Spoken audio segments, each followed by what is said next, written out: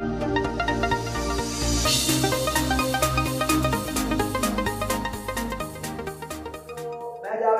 आज आपके लिए लेकर आया हूँ गाला असाइनमेंट का क्वेश्चन पेपर नंबर 2।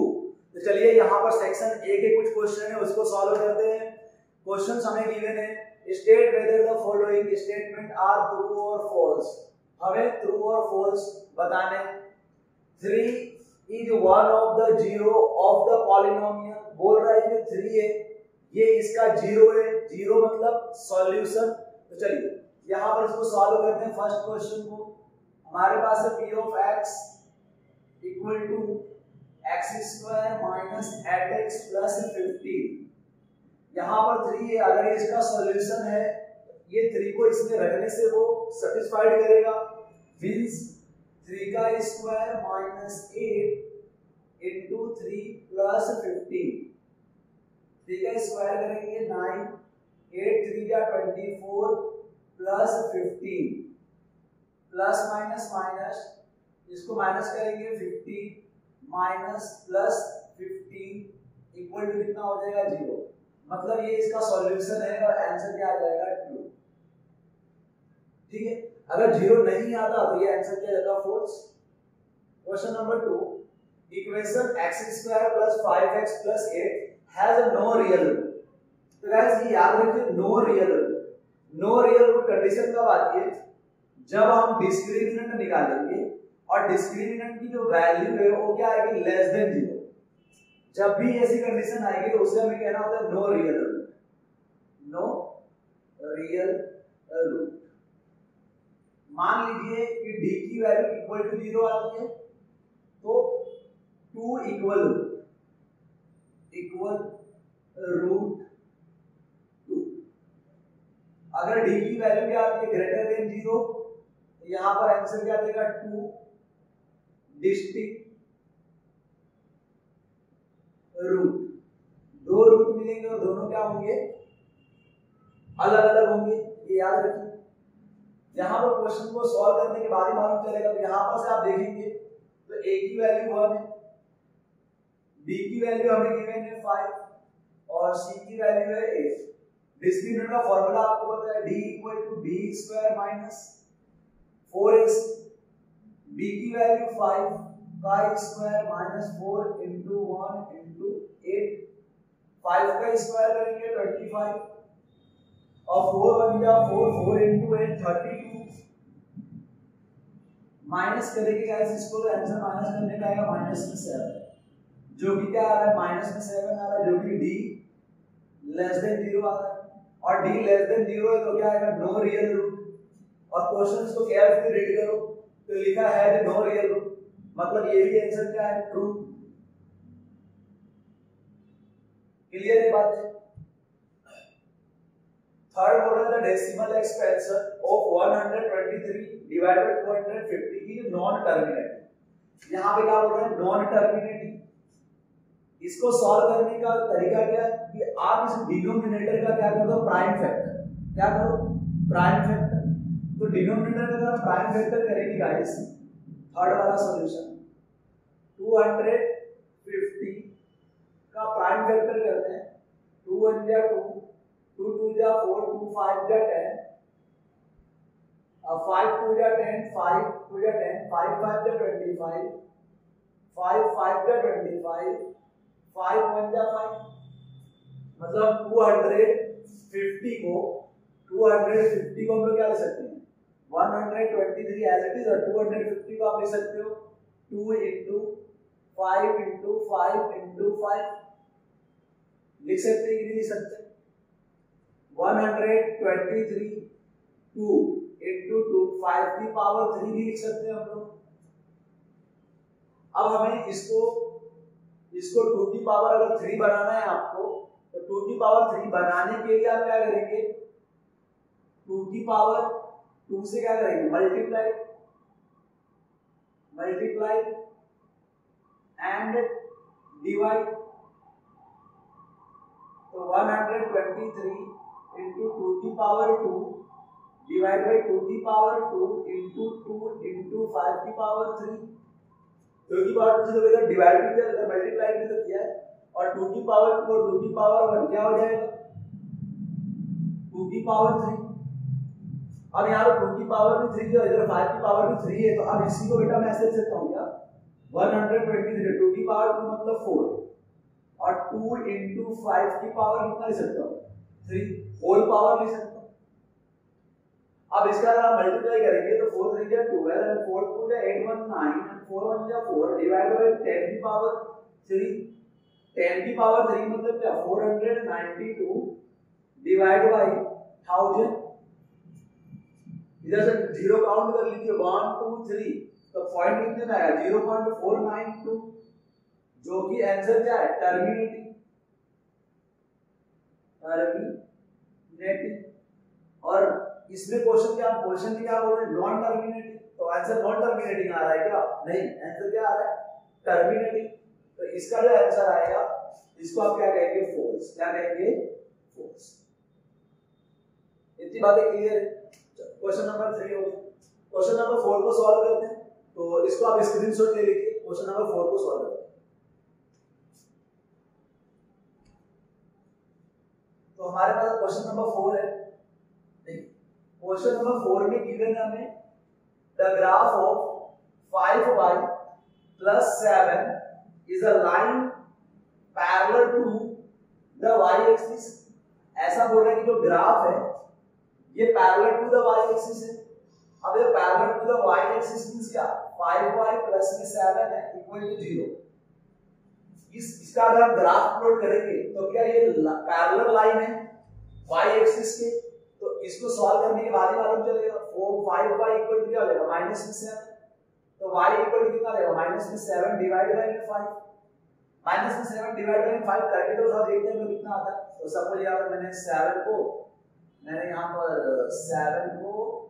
5 से डिवाइड कर दिया, 5 1 जा 5 2 बचेगा वर्ड लगा हुआ 0.1 मतलब इसका आंसर आ रहा है 1.4। तो ये y की वैल्यू कितनी आ रही है माइनस में 1.4। अगर हम ग्राफ प्लॉट करेंगे गाइस, ये देखो ग्राफ ये x एक्सिस और ये y एक्सिस, तो y एक्सिस पर ही कहीं यहाँ पर कितना आएगा माइनस में 1.4। तो ये y एक्सिस के पैरेलल है क्या नहीं, ये तो उस कहां पर है ऑन द एक्सिस। कहां पर है ऑन द एक्सिस, इस y एक्सिस के पैरेलल नहीं है ऑन द एक्सिस है। अगर ये वाला जो पॉइंट हो यहां पर आता और ऐसे हम लाइन ड्रॉ करते तो हम कह सकते हैं कि ये y एक्सिस क्या है पैरेलल, पर ऐसा नहीं है। इसलिए यहां पर जो पॉइंट आ रहा है वो क्या ऑन द एक्सिस, और ऑन द एक्सिस होने की वजह से ये लाइन पैरेलल नहीं है। किसके पैरेलल नहीं है y एक्सिस पर। यहां पर जो आंसर आएगा वो आंसर क्या आ जाएगा फॉल्स। बराबर है, क्लियर है बात। Question number 5, question number 5 MCQ type का क्वेश्चन है। The area of triangle formed by the x axis, मतलब एक एरिया है जो ट्रायंगल से फॉर्म होता है एक्स एक्सिस के through and y axis. Line represent, और वो लाइन क्या है x + y = 8 is square unit, एक स्क्वायर यूनिट। इसका मतलब इसका ये हमारा क्वेश्चन में एमसीक्यू गिवन है, इसमें कोई एक आंसर है। तो क्या करेंगे यहाँ पर, सबसे इजी क्वेश्चन है ये। तो देख यहाँ पर मैं बता देता हूँ। सपोज करो ये हमने ग्राफ बनाया, हमें इक्वेशन गिवन है x + y = 8, तो हमने यहाँ पे x = क्या कर दिया 8 माइनस में y = हमने पहले क्या ले लिया 0, तो x = कितना हो जाएगा 8 माइनस में 0, x = हो जाएगा 8। जब हमने 0 लिया तो x y की वैल्यू 0 लिया तो x की वैल्यू कितनी मिली 8। अब हम यहाँ पर क्या करते हैं, अब वही चीज यहाँ पे करते हैं। अब मान लीजिए हमने y की वैल्यू क्या ले लिया 8, तो x की वैल्यू कितनी मिलेगी 8 माइनस 8 कितना मिल जाएगा 0, मतलब यहाँ पे 8 रहेंगे तो आंसर 0 मिलेगा। इसकी वैल्यू मिलेगी x।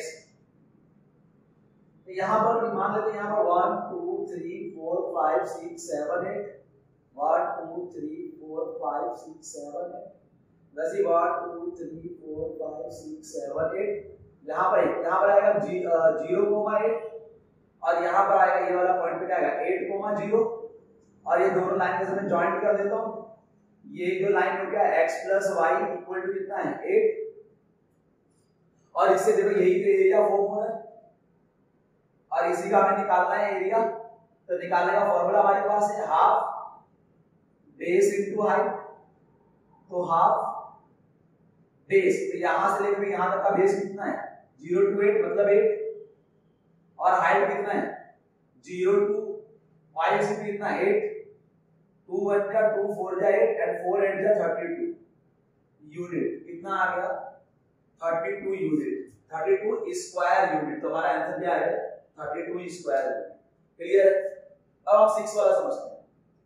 The decimal expansion of have decimal places, मतलब इसको हम डिवाइड करेंगे, जो डेसिमल है वो कितने प्लेसेस के बाद, तो इसको डिवाइड करेंगे, और इसको डिवाइड करने के लिए सबसे पहले मैंने अभी आपको जस्ट बताया इस टाइप वाले को इसको क्या कर दीजिए प्राइम फैक्टराइजेशन, इसको प्राइम फैक्टराइजेशन भी करना सिखा दिया आपको। देखो अब यार प्राइम फैक्टराइजेशन कैसे करेंगे, तो किसका करना है 6 2 5 0 का प्राइम फैक्टराइजेशन। किसे स्टार्ट करूं 2 से स्टार्ट करूं, 2 3 जा 6, 2 1 जा 2, 2 2 जा 4, 2 5 जा 10, अब ये 5 से जाएगा, 5 6 जा 30, 5 2 जा 10, 5 5 जा 25, 5 1 जा 5, 5 2 जा 10, 5 5 1 जा 5, 5 2 जा 10, 5 5 जा 25, 5 2 जा 10, 5 5 जा 25, 5 5 जा 25,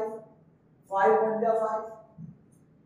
ओके बेटा, तो अब हम इस चीज को जो हमारे पास यहाँ पर था 3 1 0 1 3 3 1 0 1 3 डिवाइड बाय 6 2 5 को हम लोग क्या कर सकते हैं 2 into 5, तो देखिए 5 कितने टाइम्स आ रहा है 1 2 3 4 5, यहाँ पे 5 की पावर 5 लिख सकता हूँ क्या? क्लियर?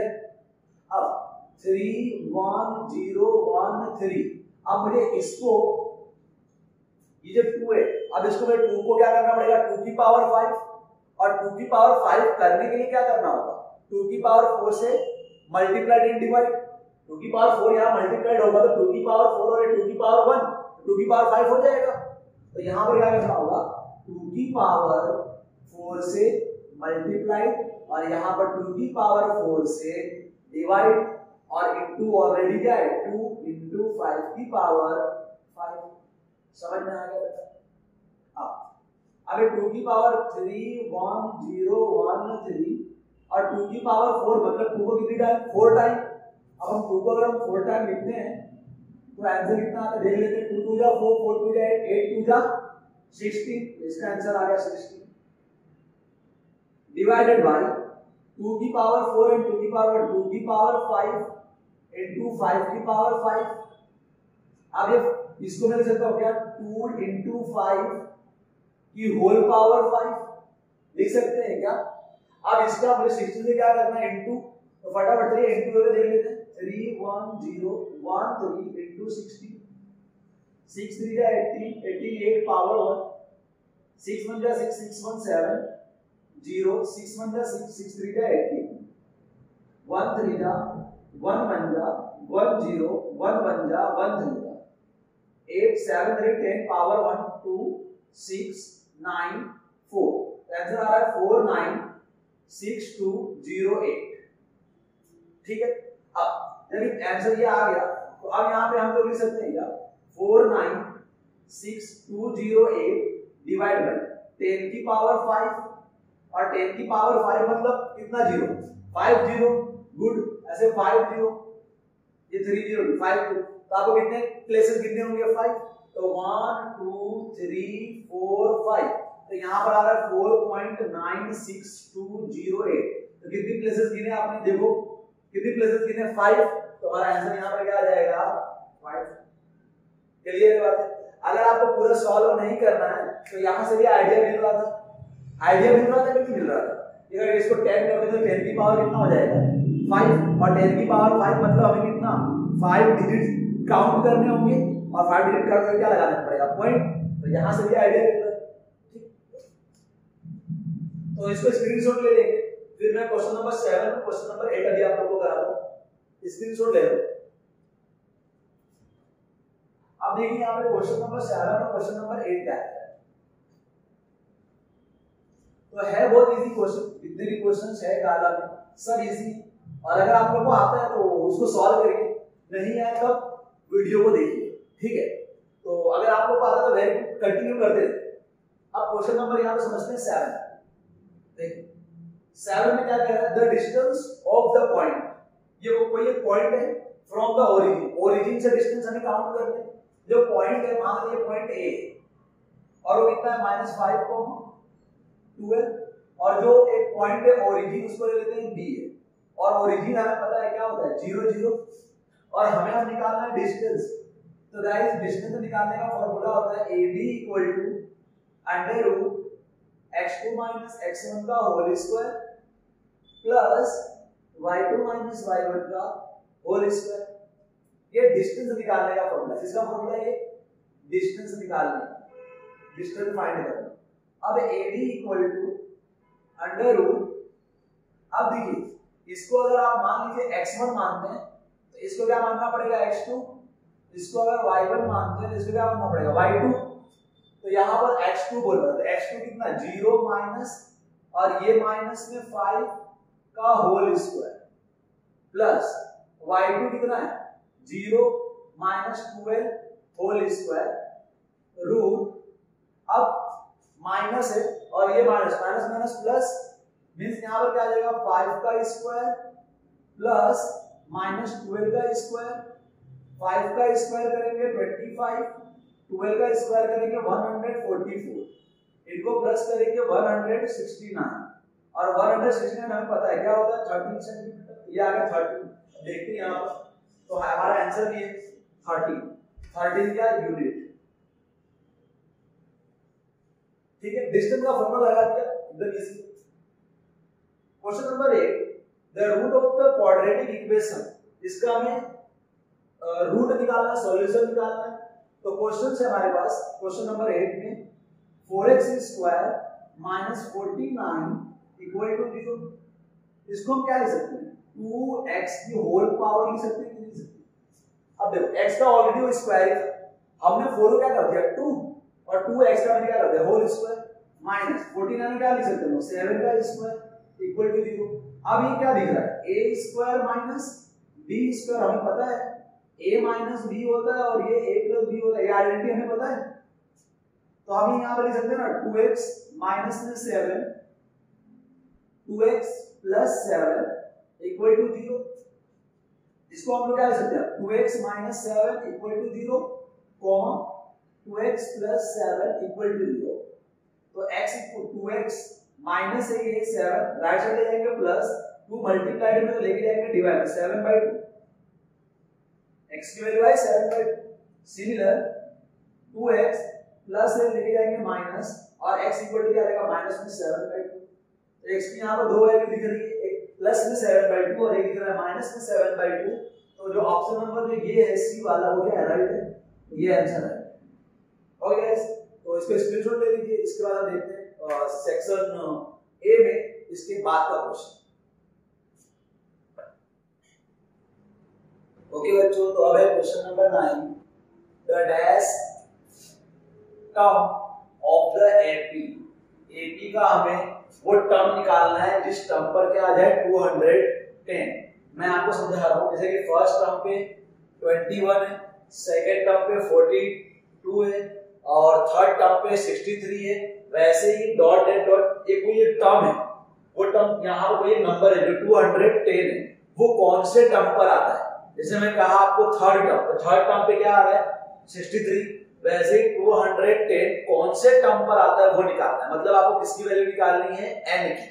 तो क्या क्या गिवन है, तो हमें यहाँ पर गिवन है a की वैल्यू 21, हमें d निकालना है। तो d निकालने का फॉर्मूला है a2 - a1, a2 की वैल्यू है 42 माइनस a1 की वैल्यू है 21, माइनस करेंगे 21।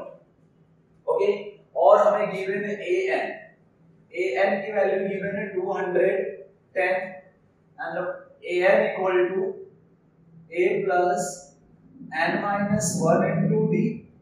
ये फॉर्मूला है। an की वैल्यू कितनी गिवन है 210 इक्वल टू a की value 21 plus n minus 1 into d into 21। ठीक है, 210 equal to 21 plus 21 into n 21n minus 21। अब देखिए ये माइनस में 21 और ये प्लस में 21 है, कैंसिल कर हो जाएगा, माइनस प्लस माइनस कैंसिल। तो 210 इक्वल टू 21n। अब 21 मल्टीप्लाइड में लेकर आएंगे डिवाइड में, तो ये हो जाएगा 21 इक्वल टू इधर कितना बचेगा n, ये और ये कैंसिल करके कितना आएगा 10 इक्वल टू n। तो n का वो कौन सा टर्म है, तो n का वो 10th टर्म पर, कौन से टर्म पर, 10th टर्म पर आंसर क्या आएगा 210। क्लियर है। Question number 10, in a triangle PQR angle Q 90 degree if PQ and QR equal to 1 1 and PQ और PR आपसे पूछ रहा है, PQ रेशियो PR पूछ रहा है। तो यहां पर अकॉर्डिंग टू क्वेश्चंस नंबर 10 यहां पर ट्रायंगल हम बनाते हैं और इस ट्रायंगल में ये जो एंगल है वो 90 डिग्री है और ये है Q, ये मान लेते हैं ये P है और ये Q और ये क्या हो गया R। ठीक है। अब यहां पर देखिए दिया है PQ की वैल्यू कितनी है 1, तो PQ ये 1 और QR ये भी 1 है और हमसे क्या पूछ रहा है PQ और PR, मतलब ये PR निकालना होगा और PR हम कैसे निकालेंगे, पाइथागोरस थ्योरम से। तो according to Pythagoras theorem, according to Pythagoras theorem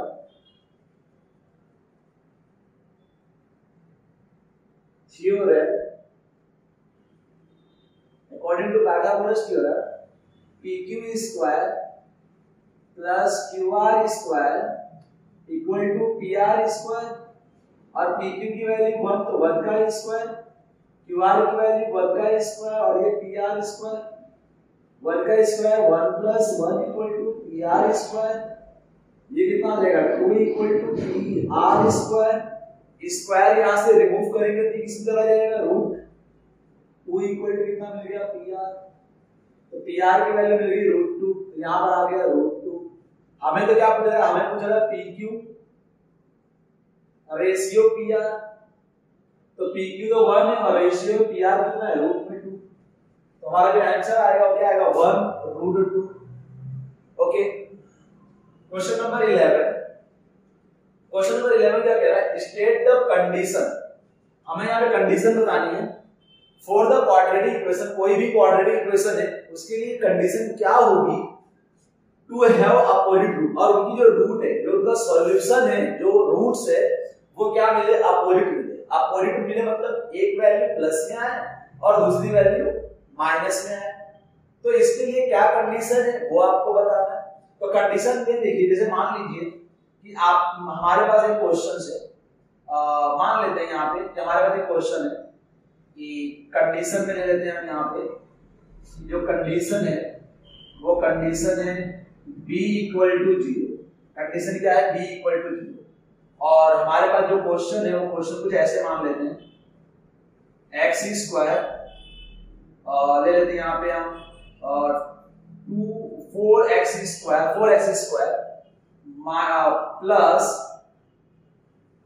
plus यहाँ पे ले लेते हैं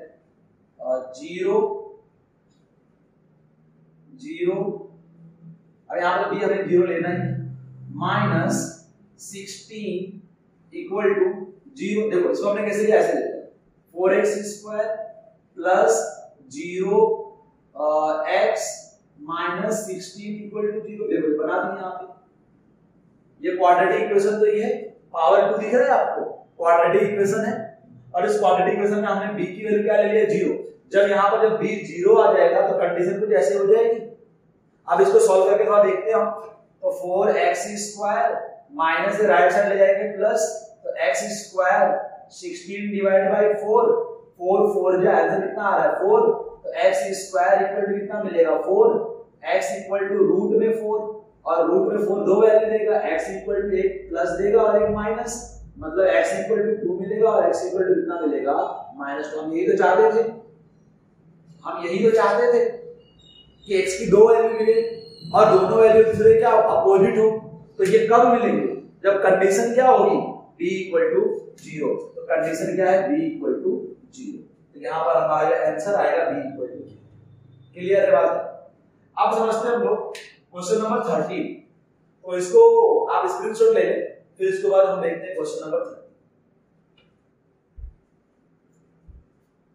क्वेश्चन नंबर 13 भी बहुत इजी है। देखिए क्वेश्चन नंबर 13 आप अगर बहुत अच्छे से अगर देखिए, मैं आपको अभी भी कह रहा हूं, अगर आप लोग को आता है तो सॉल्व करिए, फिर उसके बाद सॉल्यूशन देखिए। ओके, अगर आ रहा है आपको तो क्वेश्चन आपके सामने लिखा हुआ है, आप उस क्वेश्चन को सॉल्व करिए। अगर आ रहा है तो देखिए अच्छा सॉल्व करिए, अगर नहीं आ रहा है फिर जाके आप सॉल्यूशन देखिए और मैच करें कि आपको कहां पे गलती हो रही है। ठीक है, मैच करिए आप। तो क्वेश्चन नंबर यहाँ पे हमारे पास है 30। In a triangle PQR and a triangle XYZ, PQ divided by XY equal to QR divided by YZ equal to PR divided by XZ 2 by 5. Then find PQR ratio XYZ.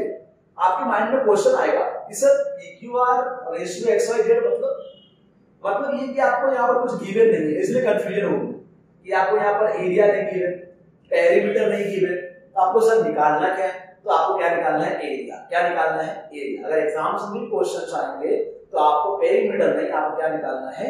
Area. Okay, यहाँ पर दो triangle है हमारे पास और एक और triangle है हमारे पास। एक ट्राइंगल है PQR और एक ट्राइंगल है हमारे पास XYZ। अब देखिए यहाँ पे PQ, QR और PR सबकी वैल्यू कितनी है? 2 2।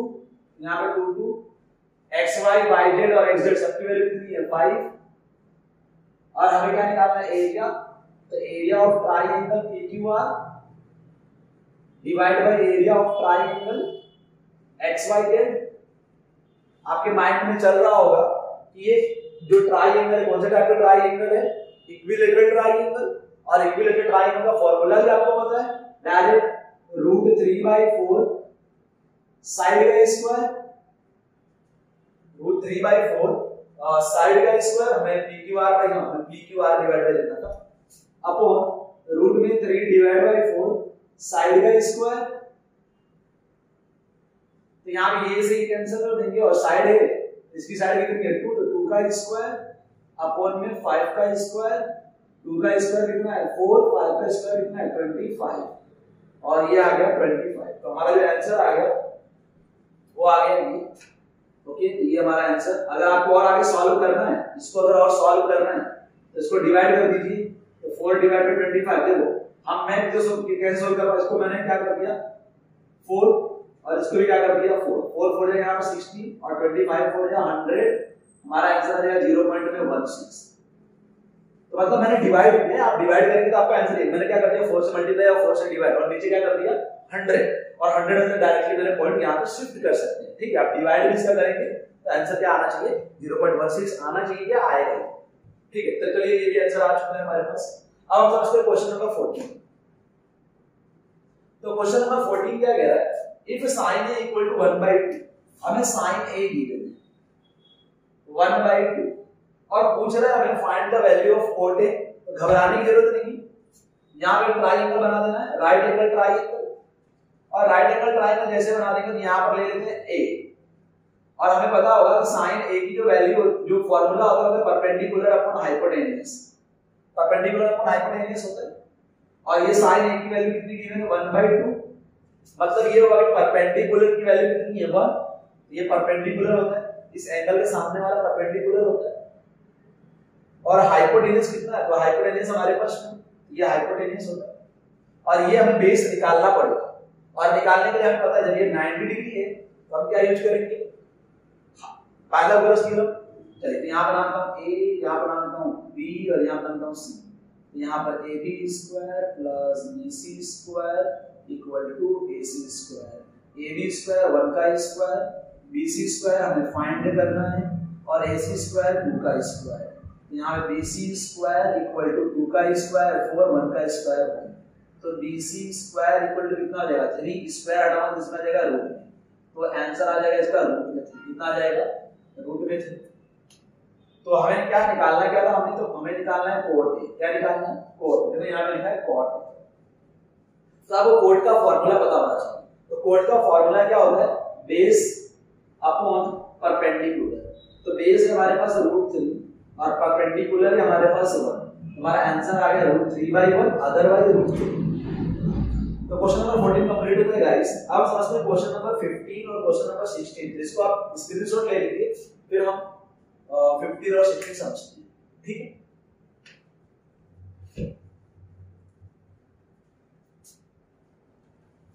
तो क्वेश्चन नंबर 15 बहुत इजी क्वेश्चन है। अगर आप लोग के माइंड में आ रहा है कि आप सॉल्व कर सकते हैं तो प्लीज आपसे रिक्वेस्ट है कि पहले सॉल्व करें, फिर उसके बाद सॉल्यूशन को समझने की ट्राई करें। अगर आपको आ रहा है तो सॉल्व करें उसको और फिर सॉल्यूशन करें। तो यहाँ पर आप इसका सॉल्यूशन देखिए।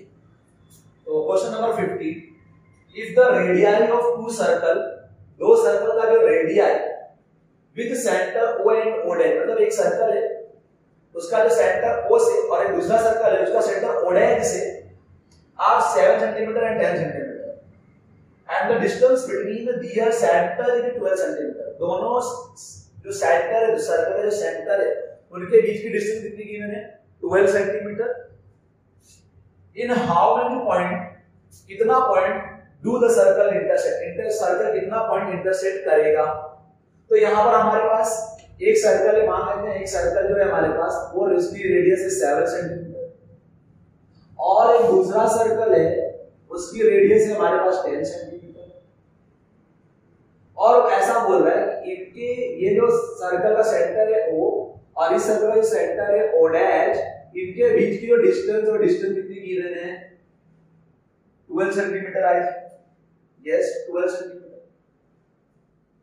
तो जाहिर सी बात है कि इनके और इनके बीच का जो डिस्टेंस और 12 सेंटीमीटर हो सकता है क्या?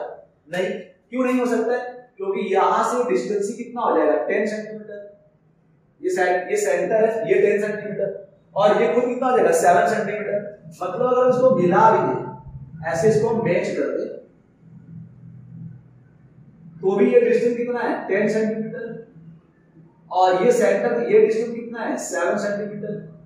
तो इनके बीच की जो डिस्टेंस होगी कितनी डिस्टेंस हो जाएगी? 17 सेंटीमीटर। और हमें कितना चाहिए? 12 सेंटीमीटर। इसका मतलब क्या करना होगा कि ये और ये इसको इसके अंदर लेके जाना होगा।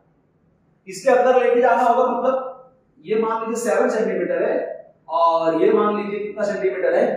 10 सेंटीमीटर है। तो ये 10 सेंटीमीटर यहाँ तक 10 सेंटीमीटर होगा और ये जो है ये यहाँ से लेकर के मान लेते हैं यहाँ तक 7 सेंटीमीटर होगा। तो अब हम कह सकते हैं कि इनकी और इनके बीच की जो डिस्टेंस होगी वो करेक्ट कितना होगी? 12 सेंटीमीटर। कह सकते हैं कि नहीं कह सकते? यहाँ तक का 7 है, यहाँ तक का सॉरी यहाँ तक कितना है? 10 है। तो ये 2 हो सकता है। चाहे अगर ये देखो ये 7 है तो ये 5 हो सकता है, तभी तो 12 होगा। तो ये दोनों सर्कल एक दूसरे के ऐसे बनेंगे और यहाँ पे कितने इंटरसेक्शन पॉइंट है? देखिए यहाँ पे ओनली कितने इंटरसेक्शन पॉइंट है? 2। तो हमारा जो आंसर आएगा वो आंसर आएगा 2 इंटरसेक्शन पॉइंट। 2 intersection point. ये बातें क्लियर है? Question number 16, what is the radius of a circle inscribed in a triangle? एक सर्कल है जो ट्रायंगल से क्या हुआ है? घिरा हुआ है विथ साइड ऑफ लेंथ। ये हमें साइड ऑफ लेंथ गिवन है। तो जो ट्रायंगल से घिरा हुआ है इसका मतलब ऐसा शेप है, ये ट्रायंगल है और इसके अंदर क्या होगा? सर्कल होगा।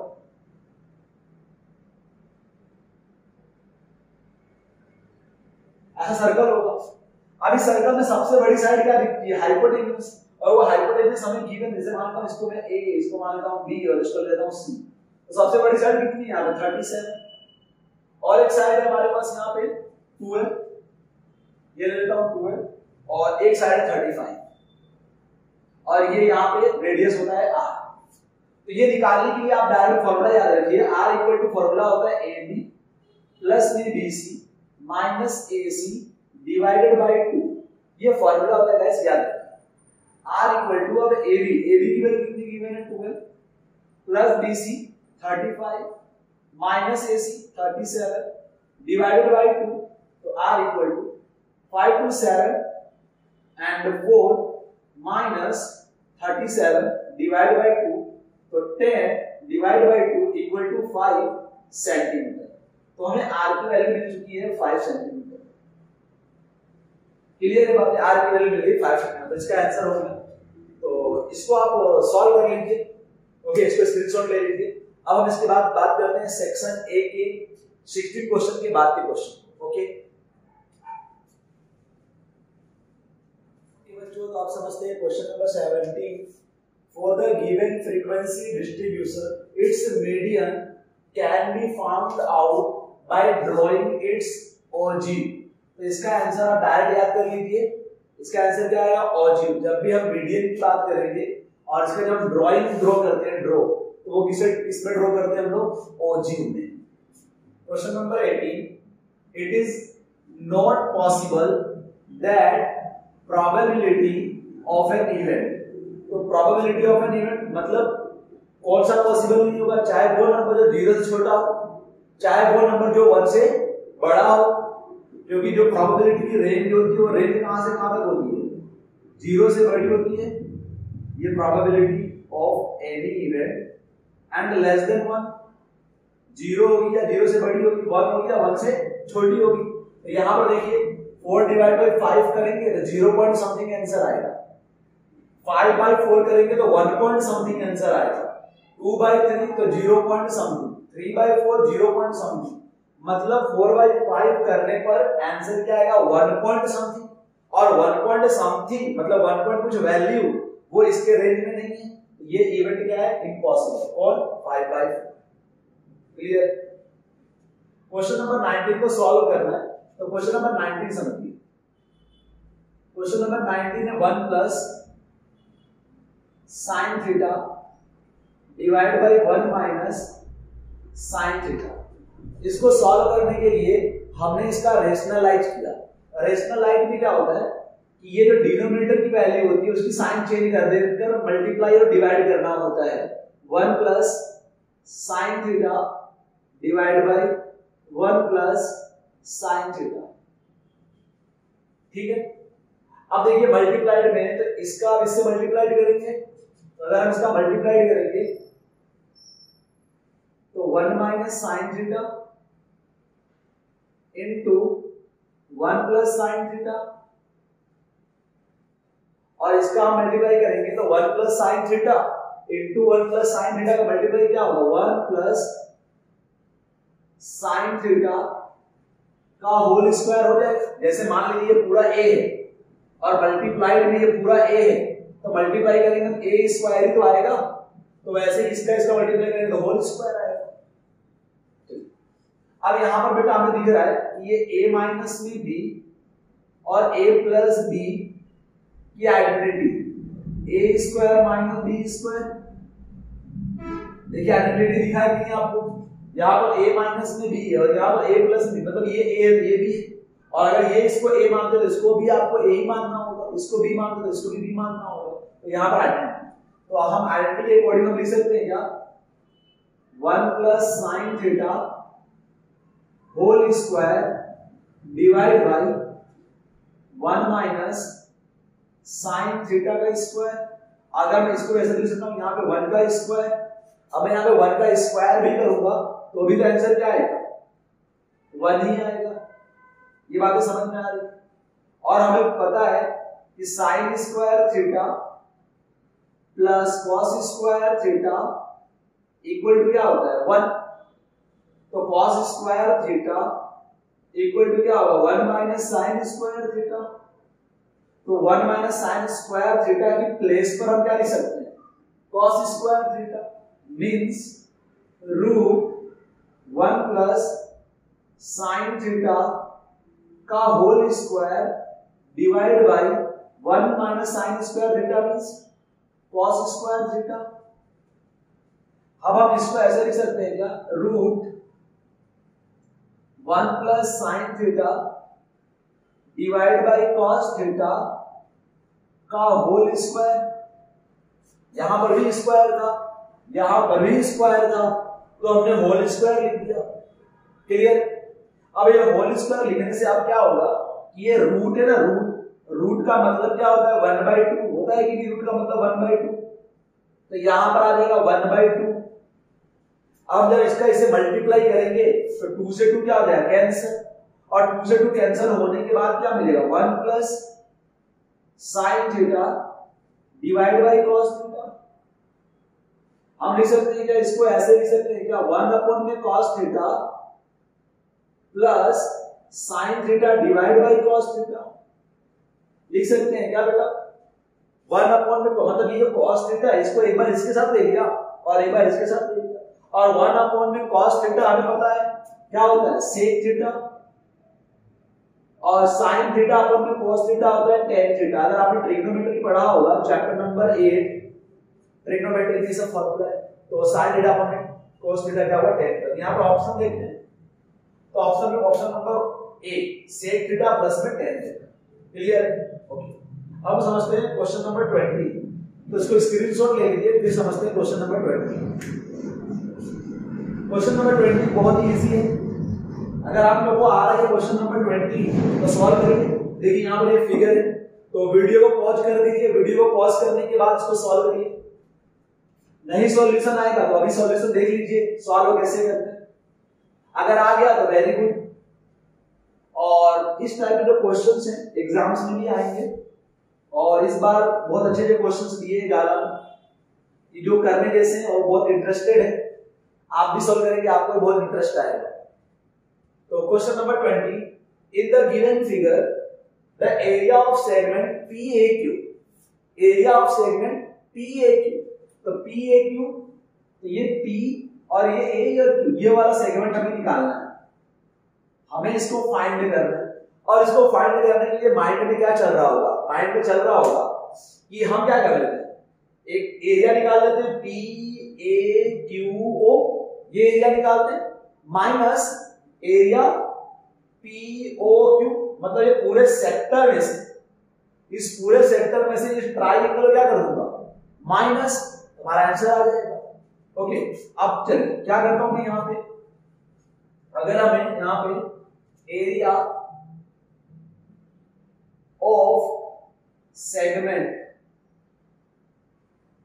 PAQ निकालना है, तो हम क्या करेंगे, area of sector PAQO minus area of triangle POQ लिख सकते हैं ऐसा। और हमें पता है कि अगर ये पूरा सेक्टर निकालने का formula theta upon 360 pi r square, और इसका फॉर्मूला होगा हाफ बेस इनटू हाइट, ये होगा ट्राइएंगल का बेस इनटू हाइट। अब थीटा, तो थीटा यहां पर कितना एंगल है 90 डिग्री, तो 90 डिवाइड बाय 360 इनटू पाई, पाई की वैल्यू रखेगा तो ये पाई की वैल्यू रखना नहीं क्योंकि पाई का फॉर्म में आंसर है। और आर, आर मतलब ये कितना है a सेंटीमीटर, तो यहां पर कितना आ जाएगा a square sorry minus half base, तो बेस कितना है a, अगर ये a सेंटीमीटर तो ये भी तो क्या रेडियस ही है, ये भी a सेंटीमीटर। क्लियर है बेटा? यहां पर क्या आ जाएगा a, 0 0 कैंसिल, 9 1 जा 9 4 जा, मतलब पाई a square divide bye 4 minus a square divide bye 2। तो देखिए आंसर इसके जैसा आ रहा है क्या? नहीं, यहां पर कॉमन लिया गया a स्क्वायर बाय 4, मतलब a स्क्वायर बाय 4 कॉमन लेना होगा, तो यहां पर तो 4 नहीं है, और 4 नहीं है तो 4 लाना होगा, और 4 लाने के लिए हमें 2 से क्या करना मल्टीप्लाई, और यहां पर 2 से क्या करना मल्टीप्लाई, इक्वेशन स्टेबल होगा। तो यहां पर पाई a square divide bye 4 minus में 2a स्क्वायर डिवाइड बाय 4। अब यहां पे आप a स्क्वायर बाय 4 अगर कॉमन लेंगे गाइस, तो यहां बचेगा पाई माइनस में 2। देखिए अब ये आंसर मैच कर रहा है कि नहीं कर रहा देखते हैं। तो a square by 4 pi minus 2, तो a square by 4 pi plus 2, और यहां पर प्लस में 2 आ रहा है, हमें यहां पर माइनस में लाना आंसर, तो पाई सब कुछ सही है, ठीक सही है, तो हो सकता है बाय मिस्टेक यहां पर प्रॉब्लम होगा, यहां पर क्या आंसर, यहां पर क्या होगा माइनस में होगा, पाई स्क्वायर बाय, सॉरी ये प्लस में है, यहां पर मैंने कहीं रॉन्ग लिखा होगा, यहां पर क्या आएगा 4 है, माइनस में ऑलरेडी है, तो pi square by 4 pi minus में 2 a square by 4 pi minus में 2, ये हमारा आंसर है। ठीक है गाइस, ओके। अब समझते हैं क्वेश्चन नंबर 21। अब देखिए 21 में क्या कह रहा है, 3 metallic sphere with radius 3 centimetre, 4 centimetre and 5 centimetre. 3 metallic sphere है जिनकी रेडियस आपको गिवन है, आर मेल्टेड, मेल्टेड मतलब पिघलाना, पिघला दिया हमने, एंड रिकास्ट, उसे रिफॉर्म कर दिया, एक सिंगल स्फीयर बना दिया। जब भी ऐसा क्वेश्चन है ना गाइस कि उसे रिफॉर्म कर दिया, रिकास्ट कर दिया, एक नया फेस बना दिया, एक नया स्फीयर बना दिया, एक नया डायग्राम बना दिया, तो उसमें याद रखना होता है सब कुछ चेंज हो जाएगा पर क्या नहीं चेंज होगा, वॉल्यूम चेंज नहीं। याद रखना, सबको मिलाने के बाद जो वॉल्यूम आएगा वही फाइनल वॉल्यूम रहता है। तो ये सभी केस में क्या चेंज नहीं होगा, वॉल्यूम चेंज नहीं होगा, वो ध्यान रखना आप जब भी ऐसा मेल्टेड का क्वेश्चन आए तब। Then the radius of the new sphere, मतलब एक स्फीयर जो है 3 सेंटीमीटर का, दूसरा स्फीयर 4 सेंटीमीटर का और तीसरा स्फीयर 5 सेंटीमीटर का, इसको सबको क्या कर दिया, मिला दिया, मेल्ट करके पिघला करके एक दूसरा स्फीयर बनाया। इसका रेडियस हमें पूछ रहा है। मान लेते हैं इसका रेडियस यहां पर गिवन है 3 सेंटीमीटर, यहां पर गिवन है 4 सेंटीमीटर और ये रेडियस हमें गिवन है 5 सेंटीमीटर। और ये रेडियस निकालना, इसके लिए हम ले लेते हैं r1 और इसके लिए ले लेते हैं r2 और इसके लिए ले लेते हैं r3 और इसके लिए ले लेते हैं r। तो सभी करने के बाद क्या चेंज नहीं होगा, वॉल्यूम। क्लियर है बातें? तो volume of the sphere, sphere ही है, yes, volume of the sphere. तो वॉल्यूम ऑफ द स्फीयर क्या होता है, 4/3 पाई r3, यहां पे r1 cube plus 4/3 pi r2 cube plus 4/3 pi r3 cube equal to 4/3 pi r cube. तो guys सब में से देखिए 4/3 पाई कॉमन दिख रहा है आपको, तो अगर यहां से कॉमन लेंगे 4/3 पाई, तो यहां पर क्या बचेगा, r1 cube plus r2 cube plus r3 cube equal to 4/3 pi r cube. तो 4/3 पाई क्यूब से 4/3 पाई क्या होगा, कैंसिल। अब क्या बच रहा है, r1, तो इसकी वैल्यू हमें पता है। चलिए इसको अगर कर लिया हो इसको हम रफ कर देते हैं, नहीं किया हो तो स्क्रीनशॉट ले लें। ठीक, तो यहां पर हमें क्या गिवन है देख लीजिए, r1 की वैल्यू ऑलरेडी आपको गिवन है, r1 की वैल्यू कितनी है यहां पर देखो, तो r1 है यहां पर 3 whole cube 4 whole cube 5 whole cube equal to r cube. 3 का क्यूब करेंगे 27 आएगा, प्लस 4 का क्यूब 4 4 जा 16 64 आएगा, प्लस 125 आएगा equal to r cube. Plus करते हैं 5 4 9 and 7 16 पावर 1 3 3 और 6 9 9 और 2 11 1 पावर 1 2 216 इक्वल टू क्या आ गया, r क्यूब। ये आ गया बेटा। अब इसके बाद यहां से जब ये क्यूब हटाओ ना तो 216 की पावर 1/3 हो जाएगा इक्वल टू यहां पर क्या बचेगा, r। यहां पर अब हमें इसको सॉल्व करने के लिए, अगर आपको इसको सॉल्व करना है तो यहां पर आएगा 6 की पावर 3 और आ जाएगा 1/3, 3 से 3 कैंसिल हो जाएगा और ये आ जाएगा 6 इक्वल टू में 6 सेंटीमीटर इक्वल टू में r। तो रेडियस कितना आएगा, 6 सेंटीमीटर। अगर आपके माइंड में डाउट आ रहा हो कि सर इसको आपने ये कैसे लिख दिया, तो आप यहाँ पे 216 का प्राइम फैक्टराइज करके देखो। तो प्राइम फैक्टराइज करके देखेंगे आप तो 2 10 जा 20 2 8 जा 16 2 5 जा 10 2 4 जा 8 2 2 जा 4 2 7 जा 40 3 9 जा 27 3 3 जा 9 एंड 3 1 जा 3। तो देखो यहाँ पर गाइस 2 की पावर, ये 2 कितनी बार आया है, 3 टाइम्स, और 3 भी कितनी टाइम आया है, 3 टाइम।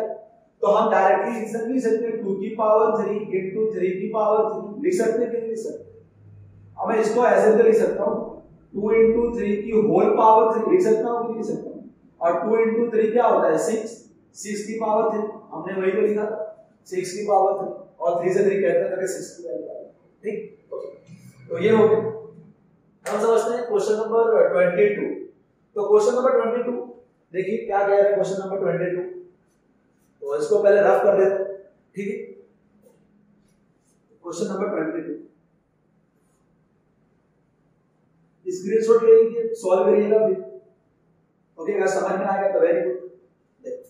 अब क्वेश्चन नंबर 22 में क्या कह रहा है, हमारे 22 क्या कह रहा है, the volume of the largest right circular cone, right circular cone की वॉल्यूम हमें निकालनी है, that can be curved out of a solid hemisphere. Solid hemisphere से क्या बनाया गया है, कोन।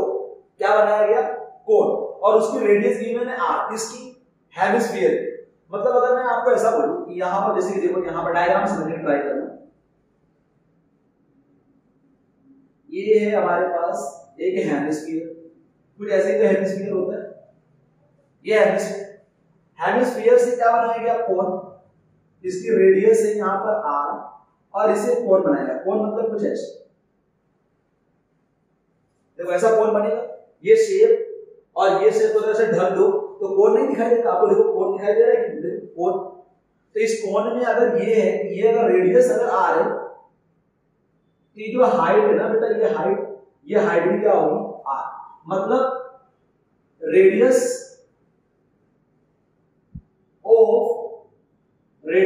ऑफ हेमिस्फीयर इक्वल टू क्या होगा, हाइट ऑफ कोन। और हमें यहां पे क्या निकालना है, वॉल्यूम। तो वॉल्यूम ऑफ कोन निकालने का फॉर्मूला याद होना चाहिए आपको, वॉल्यूम ऑफ कोन। तो volume of cone equal to 1/3 pi r square h, 1/3 pi r square, और h मतलब कितना, into r। तो इक्वल टू क्या होगा, 1/3 पाई r क्यूब। तो 1/3 पाई r क्यूब देखिए कहां पर है, तो 1/3 पाई r क्यूब यहां, ये हमारा आंसर, ठीक है। तो स्क्रीनशॉट ले लीजिए। फिर इसके बाद के दो क्वेश्चन है सेक्शन ए में, 23 और 24 आपको कराना है। ओके बच्चों, तो क्वेश्चन नंबर समझते हैं 23। The 20th term of the AP 50, 47, 44। हमें निकालना है 20th वाला टर्म। तो 20th वाला टर्म मतलब फर्स्ट टर्म कितना गिवन है, 50, सेकेंड टर्म कितना गिवन है, 47, थर्ड टर्म है 44। वैसे ही 20th वाला टर्म क्या होगा, मतलब हमें निकालना है A20 टर्म क्या होगा, वो हमें निकालना है। तो A की वैल्यू गिवन है कितनी है, 50, D की वैल्यू निकाल लेंगे A2 माइनस में A1, A2 है 47 माइनस 50, तो आंसर आ जाएगा माइनस में 3, D भी निकल गया। अब फॉर्मूला है हमारे पास an equal to a plus n minus 1 into D. a ये कितना है 20, A20 टर्म निकालना है हमें। a की वैल्यू कितनी है 50 प्लस n की वैल्यू 20 माइनस 1, और d की वैल्यू हमारे पास है minus 3। 50 plus 20 minus 1 19 into minus 3, तो प्लस माइनस माइनस, तो 50 माइनस और 19 इंटू 3 करेंगे, 3 9 या 27, तो यहाँ पर आ जाएगा 7 और ये आ जाएगा 5। ओके, तो इसको सॉल्व करेंगे तो आंसर आ जाएगा माइनस में 7। तो A20 की जो वैल्यू है वो कितनी है, माइनस में 7। Clear? For a given frequency distribution if m equal to 24, x bar equal to 22, तो z आपको फॉर्मूला पता होगा। z का फॉर्मूला याद किया आपने, z इक्वल टू होता है 3m माइनस में 2x बार, ये फॉर्मूला होता है। तो z हमें निकालना है 3, m की वैल्यू कितनी गिवन है 24, माइनस 2, x बार की वैल्यू गिवन है कितना 22, तो 4 3 जा 12 पावर 2 पावर 1, 3 2 जा 6 1 7 माइनस 4 4 12 माइनस 4 8, 6 माइनस 4 2, तो आंसर कितना आ रहा है 28। ओके गाइस, तो कंप्लीट हो गया हमारा सेक्शन ए। ओके, तो अब नेक्स्ट वीडियो में लेके मिलेंगे section B. Okay, thank you.